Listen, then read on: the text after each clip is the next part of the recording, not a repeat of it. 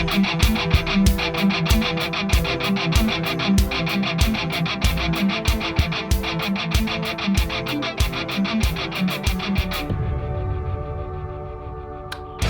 is Dr. Jerome Corsi, and today it's Friday. It's October 20th, 2023. Let's review what's going on in the Middle East to start. Again, we're seeing that Biden, who just came back from Israel, was a failed trip. I mean, he didn't get the meetings he wanted. There was a hospital incident where the Gaza Hamas was claiming that the Israelis had launched a rocket at a hospital and killed 500 people. It turned out not to be true. First of all, it was a Hamas-fired rocket, and secondly, it seemed to land in the parking lot and didn't hit the hospital. But then again, in the Middle East, these things are propaganda. These things are going to be tossed about. Clearly, what's going on right now is the Hamas is using the hostages as shields and saying to Israel, if you come into the Gaza, you're going to have to kill the hostages first because they're in between us and you. And the Gaza is a small area. It's not a very particularly big area. And in some of the parts of the Gaza where they're going to fight, Gaza City, for instance, it's going to be street to street, and the Gaza is going to be destroyed. Now, they're trying to evacuate people. But again, what goes on here is that immediately Hamas gets international sympathy, and Israel is portrayed as the bad guy.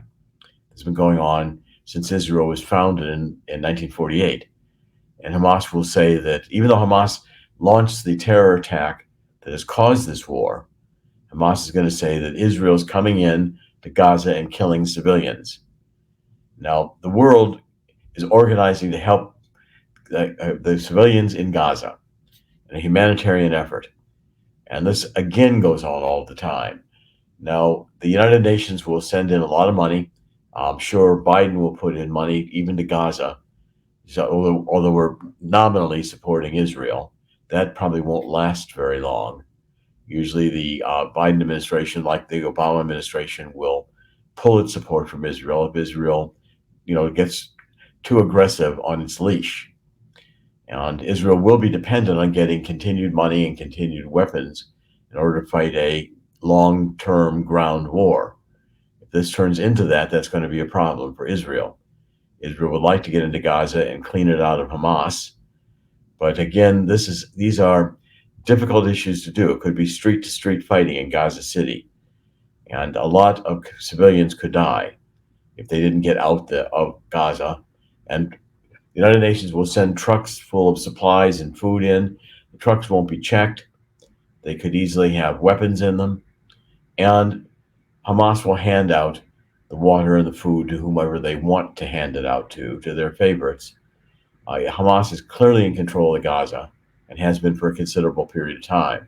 The left in Israel wanted to see if they couldn't work a deal with Hamas by letting Hamas have control of Gaza and the West Bank. And of course, you saw how that worked out.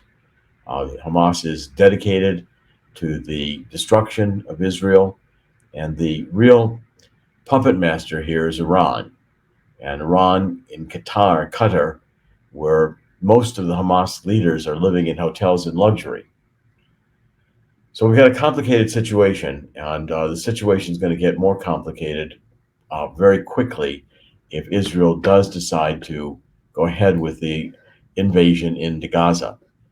Now, our second story is that the war is expanding. You can see that we're now headed for a regional war. There's no doubt about it in my mind. Yesterday, there were attacks in Iraq, Syria, Lebanon, Yemen. There were missiles being fired at Israel. U.S. military intercepted a bunch of them. And I think one rocket did hit one of our camps. I'm not sure where it was, but we have been under attack.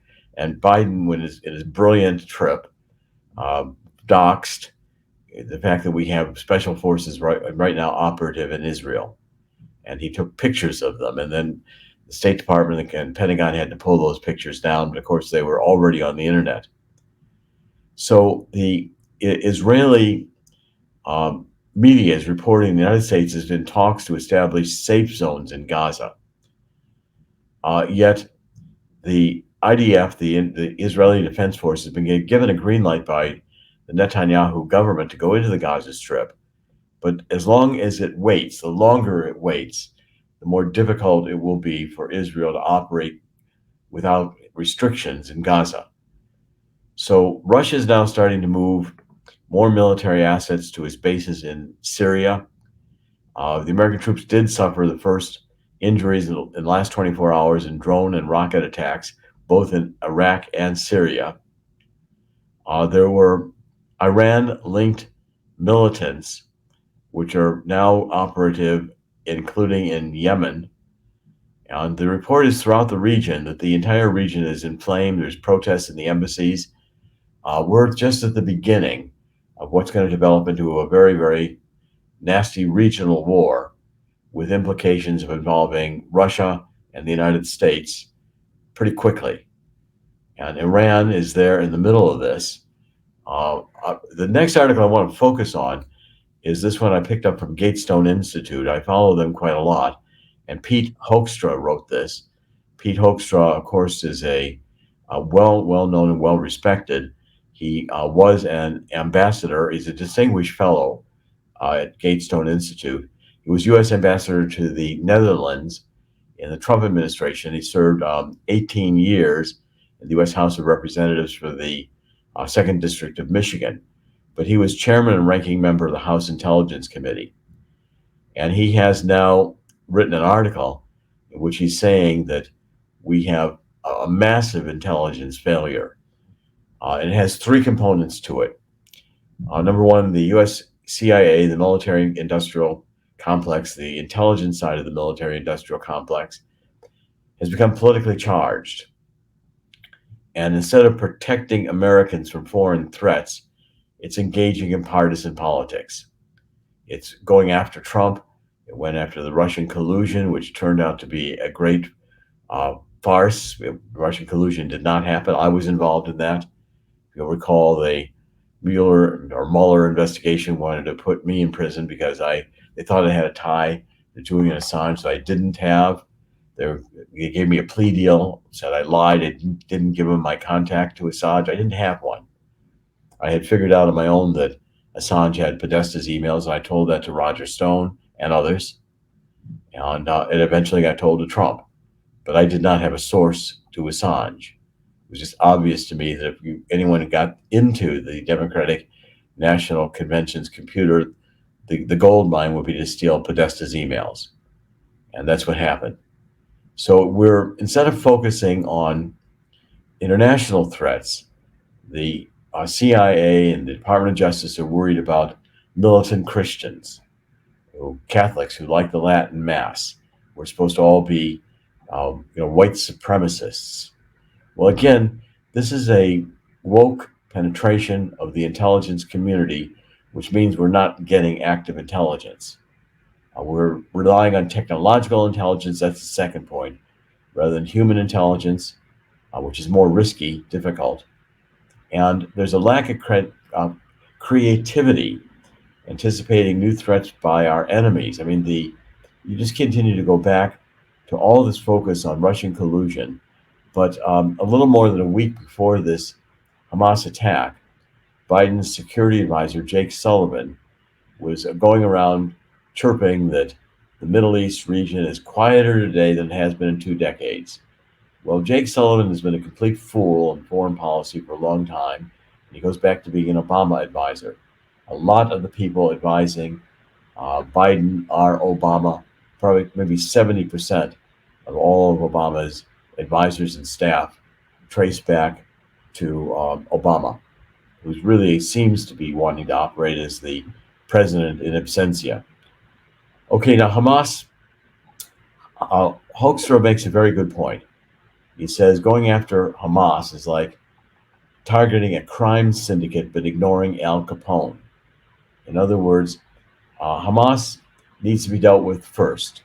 That's correct, because it was the one that attacked, and it's the one that was dangerous right now to the region. Caroline Glick, who is a journalist with the Jerusalem Post, who I've known pretty well, has pointed out that what's going to happen is that water and food will come in sparingly to Hamas, but these trucks will bring in weapons and will rearm Hamas. And I continue to make the point that we don't have peacemakers. We don't have any ability in the Middle East to find a ultimate solution. Because if Hamas, Iran, Qatar, all these are the major forces that are aiming now to destroy Israel. And this whole peace movement that was started by Donald Trump uh, is going to falter because the UAW, Saudi Arabia, both of whom have concerns about Iran. Iran will go after the Sunni nations as soon as it gets rid of Israel. If it does get rid of Israel, and I don't think it will. I believe Israel will defend Israel if it involves a nuclear war. But we are going to go into a regional conflict. Now, this has a couple of implications. And Chris, I'm going to let you comment in a minute if you want to get ready. But first, I want to comment that this has international implications for the economy. This destabilization is going to be very detrimental to the economy. It reminds me of 1973. We had the Yom Kippur War. It was followed by the oil embargo by the OPEC nations and Jimmy Carter's regime. It was after Jimmy Carter welcomed the Ayatollah Khomeini, his Islamic revolution, his militant revolution in Iran when he returned from exile and ousted the Shah of Iran. That led to this regime taking power of these clerics, who they call mullahs. It's kind of a derogatory term. And they have an iron fist control of the population. It is a brutal regime, and it is dedicated to destroying Israel. It's Shiite, and has this belief that there's a Mahdi, a young boy hundreds of years ago, part of the family of the Prophet Muhammad, who went down a well. It will come out of the well when there's an apocalypse. And in the apocalypse, Shiite Islam will triumph worldwide. This is a religion which is preaching the advantages of an apocalypse. And they're headed towards nuclear weapons, which, thank you, John Kerry, has given them. Obama sent the Iran regime airplanes full of cash. Biden was willing to get like $9 billion in cash. And so we're headed towards a global economic and military crisis, which I think is being engineered by the globalist establishment that wants to destroy the current order in order to build their new world order. Klaus Schwab with his great reset. First we had a pandemic. Now we have war in Ukraine. We have war in Israel. Taiwan could be attacked any day. Biden goes back to Congress. He says he wants money for Israel and Ukraine.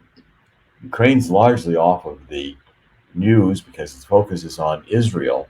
But the problem is that there's too much money being stolen in Ukraine, and people stealing it want to steal more. Same is happening with the EPA and the other agencies who've given out all this green money, billions of dollars under the so-called Inflation Reduction Act, which did not reduce inflation. But billions of dollars are being stolen. And our debt is accumulating at over $1 billion an hour.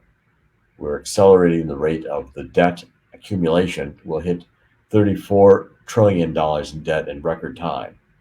And this is a formula for global collapse. We're going to come back, and I'm going to encourage you all to go get this free book I've written, which is on the coming global crash and the historic gold rush. Chris will show it in a minute. And then after we show the book, Chris, I want you to come on for a comment or two. But the show the book. Call toll-free number, Swiss America, 1-800-519-6268, and get a free copy of this book, How the Coming Global Crash Will Cause an Historic Gold Rush. I wrote it with Dean Heskin. You can see him there. He is CEO of Swiss America.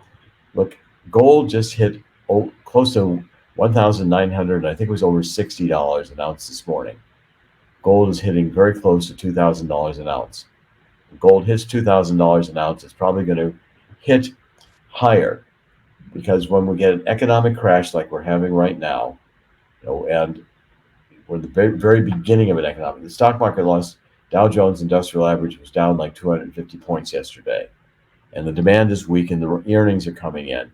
But do yourself a favor, even if you've just got some money, getting some money in gold right now is a good idea. When it appreciates, you can sell it back to Swiss America or somewhere else. But the point is, there is a developing market in gold, which is going to sustain for, I believe, the entire duration of the crisis we're in. And I think with the historic record of gold, on Jimmy Carter, gold went from $35 an ounce to $840 an ounce. Then in the 2008 2009 housing crash, subprime mortgage, it went to $1,400 an ounce. Pandemic, it went to over $2,000 an ounce, and it's edging over $2,000 an ounce. It looks like it's hitting that resistance level right now. It goes through that resistance level. Gold probably got new highs as resistance levels that will be quickly set. Chris, your comments. What is Biden thinking? Taking pictures of and talking about what we're doing in public. Does he realize that that thanks to technology, people who he doesn't want to listen are listening right now every time he speaks, especially Well, in public? I don't think Biden really knows what he's doing. I think he's got this dementia problem that is accelerating, and he does not really function well in public. He was falling asleep during meetings in Israel. He was stumbling, and you know, you can't make sense out of what he says, and yet he's president of the United States. It makes no sense at all. It's a disgrace. Yeah, it's almost like it was the anybody but Trump vote, and it was a very small percentage. It's smaller than people think, and we can talk about things that may have happened in the 2020 election and may not have happened. The fact is, there are people who don't care who the president is if they don't like the persona of the other person running, Well, and that's and again a small percentage, but it can take a swing state and a number of electoral votes over in a snap. we're going to be coming in 2024 to the focus will be presidential election. Or anybody but Biden now at this point. Well, I don't think the left will not push an anybody but Biden movement. Right. They'll prop up Biden and support him or whomever. And I still think it's going to be Michelle who's going to be the candidate. I Oh, think it's I thought about that and what you and what you and Joel Joe Gilbert. were saying, last week. And there are a few things I noticed a little along the line here. I don't mean to go way off topic here. Viola Davis, the woman who played Michelle Obama in The First Lady, it was a Netflix. I think it was a Netflix Netflix. special. She got criticized for actually playing Michelle Obama and using the pursed lips that Obama used for a long time. Her basic photo look when she's not in a very good mood, that little pursed lips thing. There were people on the left and Michelle Obama, I assume Michelle Obama's camp, that were publicly criticizing this actress for playing her properly because she has to always be portrayed in a positive light. And there is a definite movement to make sure they, like you've been saying, to make sure they change her image. But there are these little things here and there where you're actually being told if you portray her or if you write a story about her, she actually has to be put forth in a positive light every time. Right. And you can see I'm traveling again today. So the hotel room and uh, I will be possibly traveling a bit more over the next few months. And at any rate, and some new books coming out.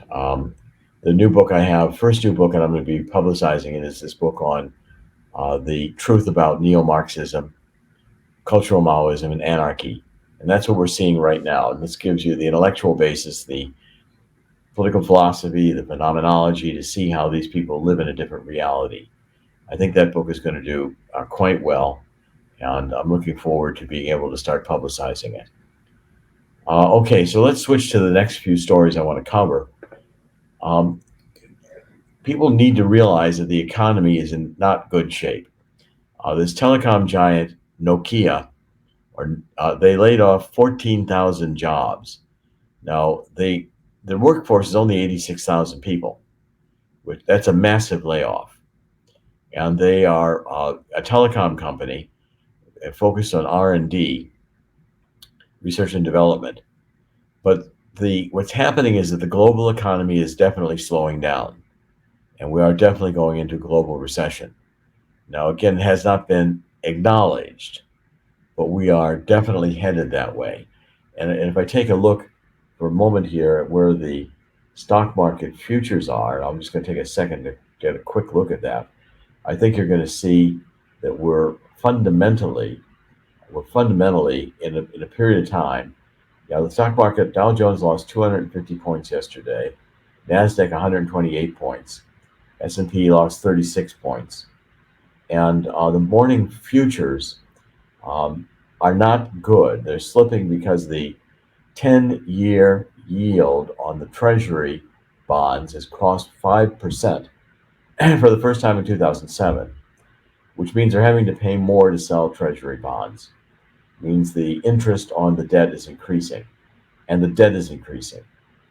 So we're and yesterday the chairman of the Federal Reserve said that they're not going to raise interest rates right away. Okay, well that again, they're going to have to raise interest rates going into 2024 because again, inflation, we're caught in a huge inflationary um, trap where because of all the money we're spending, this billions and billions and billions of dollars. Now Biden wants another 50 or $100 billion to go into Ukraine and Israel. There'll be a proposal made in Congress today. We're spending billions of dollars as if we had it, and all we're doing is printing it up. Well, you just can't keep printing money endlessly. It doesn't work. Okay, so as we get into this economic cycle, the layoffs, the people who are going to be hurt in the middle class, which again I think is part of the globalist plan. They don't mind killing people. They don't mind destroying economies. They're depopulationists. They think there's too many useless people anyway. Well, another story I'm covering is China is going into a recession as well.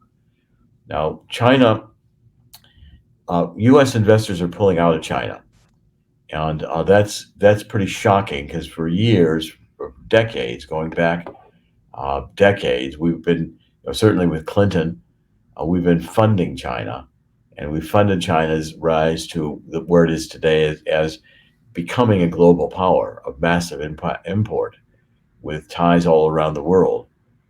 Well, the foreign investments are leaving China, so half of the 250 billion to 300 billion foreign bonds invested since 2019, half have exited. U.S. private equity and venture capital investments in China have fallen by more than 50%, according to J.P. Morgan, a report they issued last month. Foreign direct investment in China in the second quarter of this year reached a 25-year low at 4.9 billion, with a year-on-year decline of 87%, according to official China data. Now, why? What's happening is that China is increasing its control. China wants to control the population. And so initially, when U.S. companies said, this is a cheap labor, we're going to go over there and we're going to manufacture everything and bring it back to the United States. That was a stimulus that caused investment to go into China, and China accepted it. But under this Chairman Xi, what's happening is that China is more concerned about controlling the population. So China is not letting American businesses operate. They're doing things like shutting them down, coming in and raiding them, wanting to see the papers and the documentation. So when China had become the world's factory after joining the World Trade Organization in 2001, its share of global manufacturing value add rose from 9% in 2004 to 22% in 2012 and 30% in 2023. But after Xi took over in March 2013, it started going in a different direction. So the Xi regime has reduced and reversed China's integration in the rest of the world. They're becoming more isolated. And as Russia, China, and Iran get together, China is clearly with the real estate crisis that's developing in China, and one will begin developing here too, with the commercial real estate not being occupied in downtown areas. When these commercial properties have to refinance, you're going to see trillions of dollars of commercial buildings losing money, massive amounts of money. And the refinancing, they wouldn't get enough money to pay off the principal from the previous loans they had, which means these properties are going to be underwater. You're not going to be able to redeem them for enough money to pay off your prior debt. That prior debt will follow the investors, and the banks will seek to collect. So this is a real horror show developing right now, and I can see the consequences are going to mean, I think, uh, could be $4,000 an ounce in gold and $200 a barrel in oil. If that happens, we will be into a massive economic crisis because the entire economy runs on cheap energy. And if we don't have cheap energy, there's going to be economic downturns of a massive nature.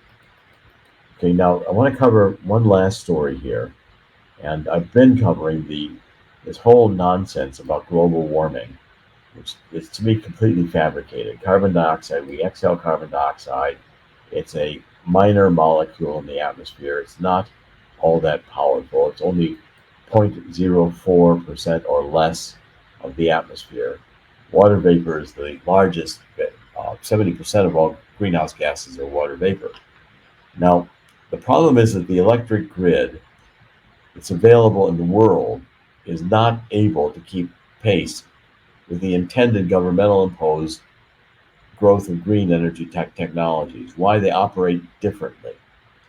So, to achieve the climate goals set by global governments, more than 80 million kilometers, 49.7 million miles of electric grids have to be added or refurbished by 2040, which is the equivalent of redoing the entire existing global grid. It's according to an International Energy Agency report. Even though electrification and renewables deployments are both picking up pace, there are not adequate grids to connect the new electric supply to the demand. Moreover, if we go to electric vehicles, we're going to have a problem with the transformers.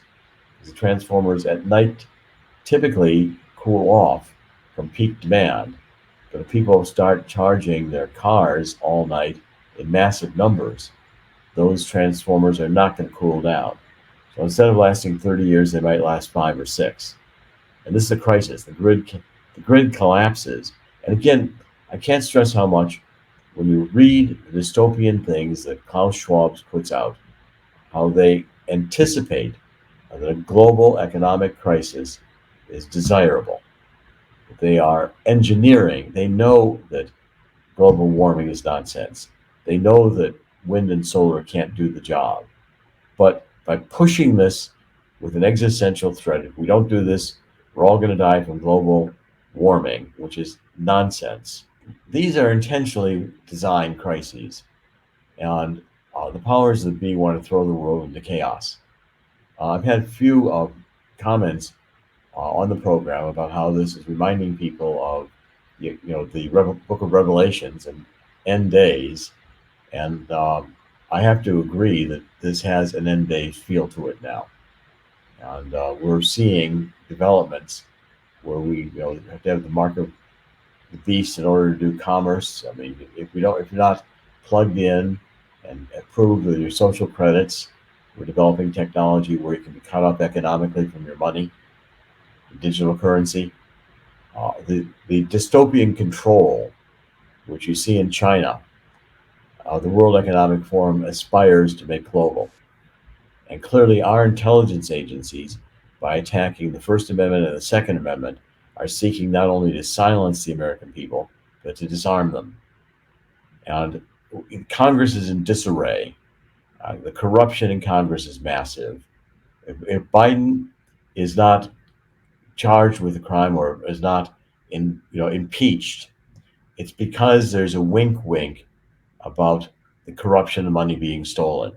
What I learned when I caught HSBC in money laundering in 2011, they were establishing accounts. They were running millions of dollars through an account with your social security number.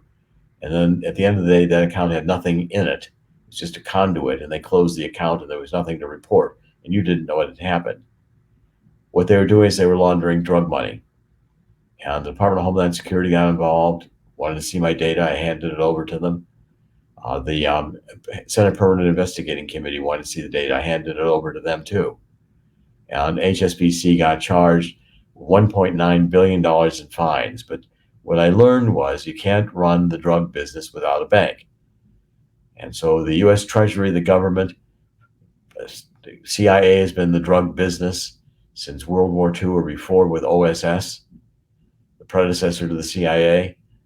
The U.S. government, we are the drug cartels. Treasury Department is monitoring this activity. The Justice Department is keeping the border wide open. Department of Homeland Security is doing nothing. We're not screening who's coming in here. I've always been for legal immigration. That's why, and I've been opposed to using immigration for communist purposes. The communists know that demographic change will change the entire moral, social code of the country, and they believe bringing in socialists from Latin America would vote Democrat because the Democrats would give them an open pass. Once they got here, the Democrats would do nothing for these people except put them on welfare. These people want to work.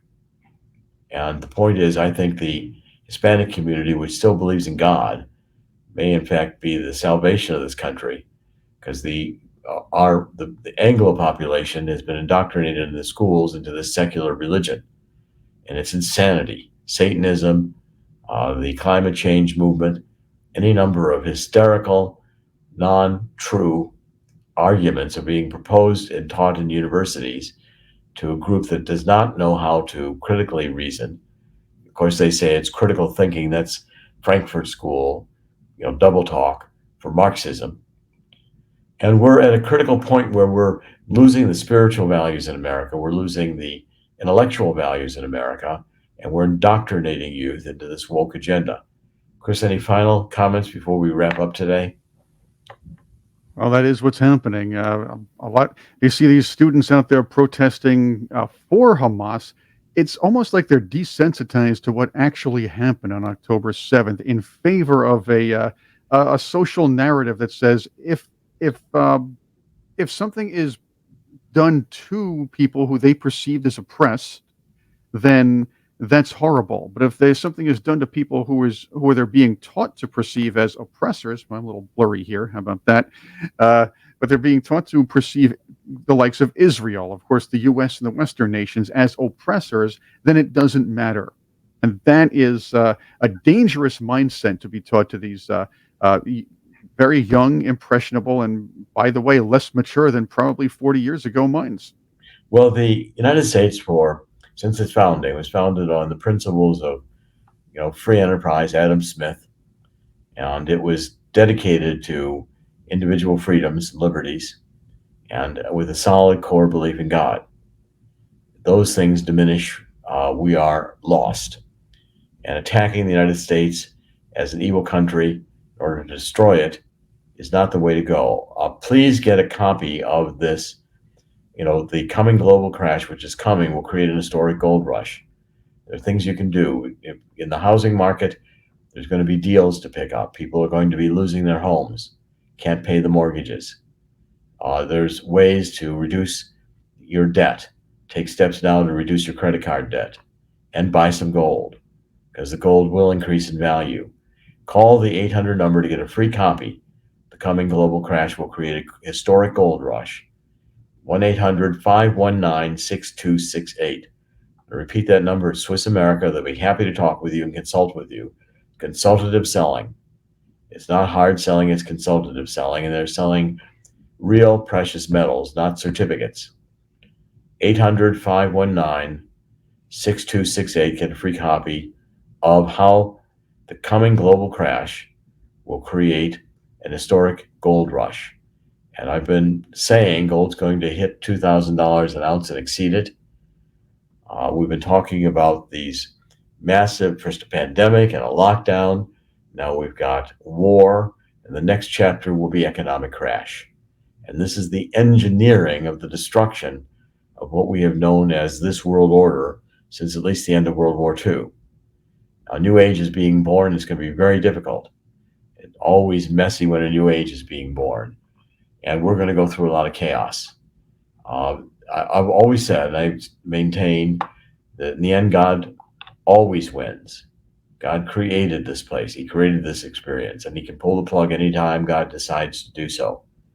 We're going to suffer the judgment of God for allowing God to be taken out of the schools, out of our hearts. We're not teaching God any longer. The churches have gone into liberation theology. Every place you look, it's chaos, and what I'm saying is anarchy. And it's because of this cultural Maoism. We're going through a cultural revolution now, like China went through, where the universities, the press, the government, the intelligence agencies, the Department of Justice, they're all woke. Well, woke is to be lulled into a lie, which is destructive. Communism only destroys. The end result is millions of people die. They die in war, they die starving because food's taken away, the food supply, all the things the woke wants you to do. You've got to eat bugs, and food processing plants catch fire, and we've got to have less electricity. We've got to go through wind and solar. These are insane ideas. And when insanity rules, we have destruction. And the four horsemen of the apocalypse appear to be riding. But God will win, and the judgment of God will come. The solution is given to us biblically. 2 Chronicles 7:14. Join me in getting down on my knees. I want to ask God's forgiveness for having let this world get to this point. And God, the 7:14 says that God will listen and hear and heed and heal our land, heed our prayers and heal the land. But it doesn't say that it's going to be easy or fun.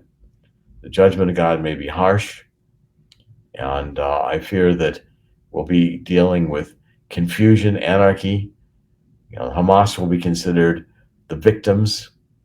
Those who are trying to create society will be considered the evil capitalists and racists. We will be supporting ideas and structures that only cause death and destruction. But God still rules. God's judgment's going to be, and I'm calling the 3 books I'm writing now, The Truth About Energy, Global Warming, and Climate Change, followed by The Truth About neo-Marxism, cultural Maoism, and anarchy. The 3rd book will be on transhumanism. This is the Great Awakening series, because I think we have an opportunity here from God to have a great awakening across the globe, a revival, to recognize that God does rule this place.